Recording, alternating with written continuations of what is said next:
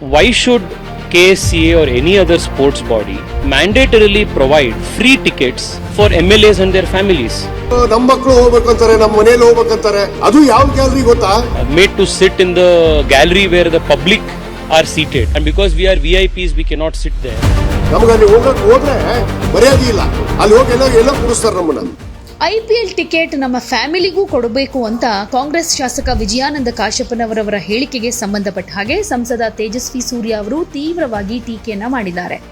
IPL ಪಂದ್ಯಗಳಿಗೆ ಕೆಲವೇ ದಿನಗಳು ಬಾಕಿ ಉಳಿದಿರುವಾಗ ಇನ್ನೇನು ನಾಳೆ ಮ್ಯಾಚ್ ಸ್ಟಾರ್ಟ್ ಆಗುತ್ತೆ, RCB ಮ್ಯಾಚ್. ಈ ವಿಚಾರದ ಬಗ್ಗೆ ಒಂದಷ್ಟು ಚರ್ಚೆಗೂ ಕಾರಣ ಆಗಿದೆ ಸದನದಲ್ಲಿ. ಈ ವಿಚಾರ ಹಾಗೆ ಒಂದಷ್ಟು ಬೇಡಿಕೆಗಳನ್ನು ಶಾಸಕರು ಇಡ್ತಿದ್ದಾರೆ. ಈ ವಿಚಾರವಾಗಿ ರಿಯಾಕ್ಟ್ ಮಾಡಿರೋ ಸಂಸದ ತೇಜಸ್ವಿ ಸೂರ್ಯ ಅವರು ಶಾಸಕರ ಹೇಳಿಕೆ ತಪ್ಪು, ಹಾಗೇನೆ ಸ್ಪಷ್ಟವಾಗಿ ಹೇಳಬೇಕು ಅಂದ್ರೆ ಆಶ್ಚರ್ಯ ಏನಿಲ್ಲ.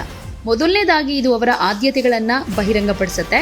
ರಾಜ್ಯದ ನಿಜವಾದ ಸಮಸ್ಯೆಗಳ ಬಗ್ಗೆ ಗಮನ ಸೆಳೆಯೋ ಟೈಮ್ನಲ್ಲಿ ವಿಧಾನಸಭೆಯಲ್ಲಿ ಇಂಥ ವಿಷಯಗಳನ್ನ ಎತ್ತುತ್ತಾರಾ ಅಂತ ಪ್ರಶ್ನೆ ಮಾಡಿದ್ದಾರೆ.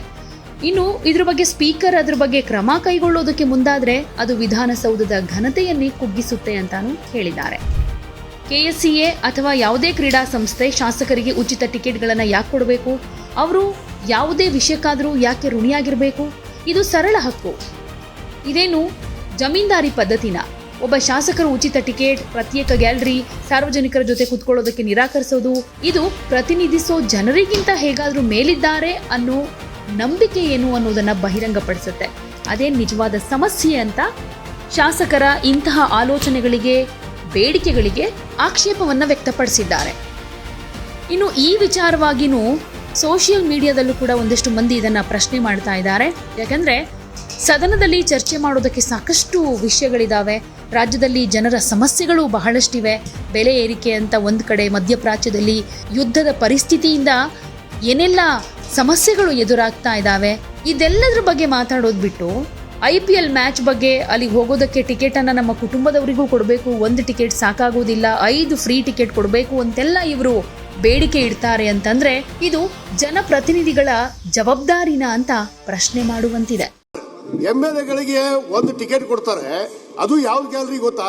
ಕೆಳಗಡೆ ಅಲ್ಲಿ ಇವರು ಹೋಗೋ ಕಡೆ ಕುತ್ಕೋಬೇಕು. ನಾವು ಹೋಗಿ ಮೊದ್ಲೆಲ್ಲ ಇತ್ತು ಸರ್, 2 ಟಿಕೆಟ್ ಕೊಡ್ತಾ ಇದ್ರು ಕಡ್ಡಾಯವಾಗಿ. 2 ಟಿಕೆಟ್ ಕೊಡ್ತಾ ಇದ್ರು. MLAಗಳಿಗೆ ಒಂದು ಕುಂದ್ರಕ್ಕೆ ಒಂದು ಅವಕಾಶ ಮಾಡಿ ಕೊಡಿಸಿ ಸರ್. ಏನ್ ನಾವು ನಮ್ಮ ಮಕ್ಕಳು ಹೋಗ್ಬೇಕಂತಾರೆ, ನಮ್ಮ ಮನೆಯಲ್ಲಿ ಹೋಗ್ಬೇಕಂತಾರೆ, ಅವ್ರಿಗೆಲ್ಲ ಅವಕಾಶ ಬೇಡವಾ? ಇಷ್ಟು ಸುಂದರವಾಗಿ ಬೆಂಗಳೂರು ಮಾಡ್ತಾ ಇದ್ರಿ ನೀವು. ಅದು ಸ್ಟೇಡಿಯಂ ಕೂಡ ಮಾಡಿ ಹೊಸದು, ಬಟ್ ಇಲ್ಲಿ ಟಿಕೆಟ್ ಆದ್ರೂ ಕೊಡ್ಸಕ್ ಹೇಳಿ ಸರ್. ಎಷ್ಟು ಜನ ನಾವು ಹೋಗ್ಬೇಕು ಅಂತೀವಿ, ನಮ್ಗೆ ಅಲ್ಲಿ ಹೋದ್ರೆ ಮರ್ಯಾದೆ ಇಲ್ಲ. ಅಲ್ಲಿ ಹೋಗಿ ಎಲ್ಲ ಕೂಡಿಸ್ತಾರೆ ನಮ್ಮನ್ನ. ಕೆಳಗಡೆ ಹೋಗಿ ಒಂದು ಸಪರೇಟ್ ಲಾಂಚ್ ಮಾಡಿ ನಮಗೆ MLAಗಳಿಗೆ, ಮಂತ್ರಿಗಳಿಗೆ ಕೊಡೋಕೊಂದು ಅವಕಾಶ ಮಾಡಿ ಕೊಡಿಸಿ sir.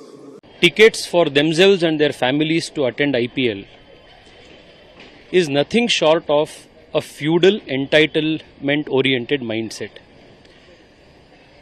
Why should KSCA or any other sports body mandatorily provide free tickets for MLAs and their families, or for any political representatives and their families? It just does not make sense. And certain statements by certain Congress MLAs particularly, where they said because we are made to sit in the gallery where the public are seated, and because we are VIPs we cannot sit there. Not only Congress MLA, sir, BJP No, MLA. irrespective of the party, whoever has made this shows that they do not respect and value those people who have elected them. This culture of VIP entitlements must stop. Personally, I do not like what has happened, and I don't think the KSCA or any sports body for that matter should give in to these kind of demands and give free tickets to any political leaders just because they are elected to a public office. Why should any special treatment be accorded? Just how the common man, common citizen pays for a ticket, purchases it and goes with his family, the same rules can apply to them. Whether at toll plazas, whether in, our Prime Minister is trying to do away with this VIP culture. Earlier you had these red beacon cars. Now that has stopped.